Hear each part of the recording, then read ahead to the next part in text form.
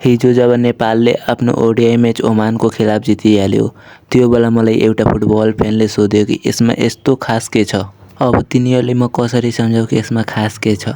Back to back match जित्नको खुसी। जब टिमले 2014 को टी20 वर्ल्ड कपमा क्वालिफायर गरेर दुईवटा म्याच जितेर पनि लो नेट रन रेटको कारण क्वालिफाई नगर्नुको पीडा के हो।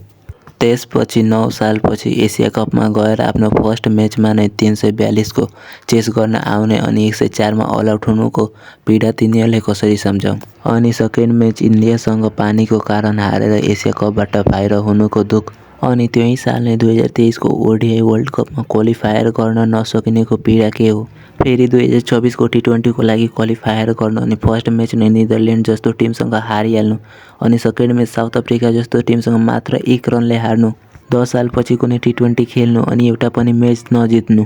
त्यसपछि 2026 को टी20 वर्ल्ड कपको लागि फेरि क्वालिफायर गर्नु अनि फर्स्ट म्याच नै इङ्ल्यान्डसँग त्यो पनि जाबो 4 रनले हार्नु अनि फेरि इटली र वेस्ट इन्डिजसँग हारेर डिस्क्वालिफाई भइहाल्नु पुरै कम्पिटिसनबाट नै अनि लास्टमा गएर एउटा म्याच जित्नु। 16 सालपछि गएर कुनै टी20 वर्ल्ड कपको कुनै सिङ्गल म्याच जित्नुमा खास के छ। 2027 को ओडिआई वर्ल्ड कपभन्दा पहिला आफ्नो ओडिआई म्याचहरू ब्याक टु ब्याक जित्नमा खास यो छ कि जुन टी20 वर्ल्ड कप हामी 3 चोटि हारेछौँ त्यसको साटामा एउटा ओडिआई वर्ल्ड कप जित्ने चान्स हुन्छ।